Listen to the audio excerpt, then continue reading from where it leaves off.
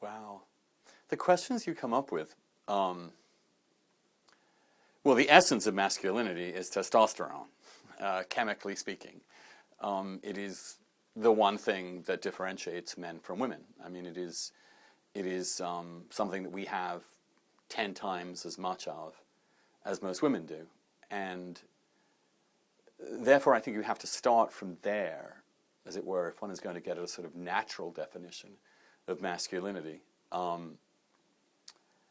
And because I'm gay and I'm attracted to men, inevitably, rather like men are attracted to women, there are elements of masculinity that are obviously powerful to me, both as sexually compelling, but also as something that defines who men are. And I think it is a combination of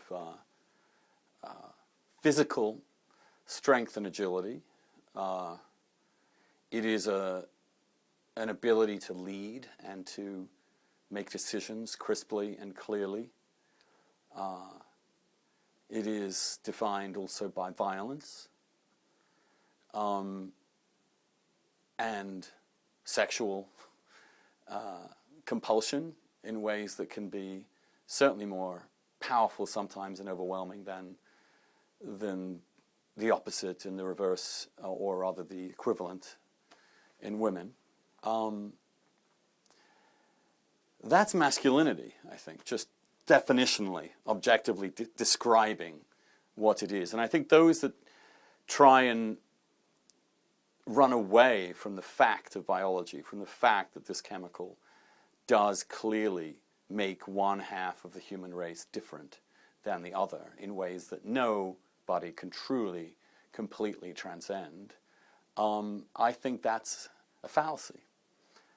Now, obviously, on top of that, you then have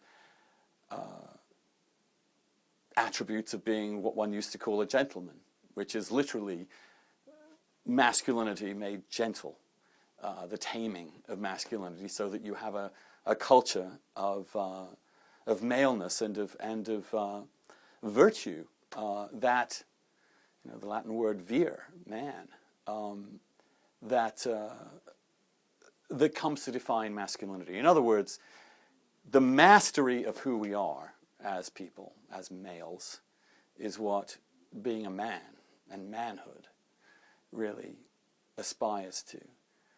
But masculinity and maleness is what we have to both channel and master. I don't believe the goal, as some people believe, is to extinguish masculinity or extinguish maleness. I'm rather fond of it. It is, however, to understand that it is a powerful and dangerous force and can be and must be channeled and trained and moderated if men are to be happy and if society is going to work.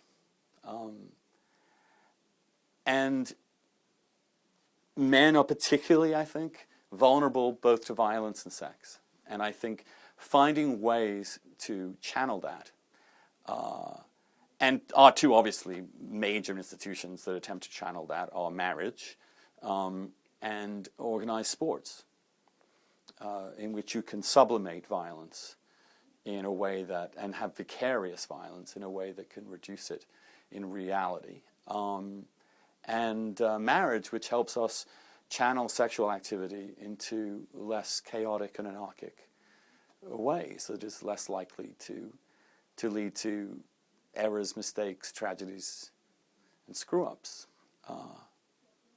That's why, and one of the reasons why I've always believed that marriage in some ways is an institution especially important for gay men, because there are no women within the equation to do the gentling down for them. Women act as a restraint on masculinity. Without that restraint, and with no social institutions to help gay men master and channel their own masculinity, you're in a great deal of trouble.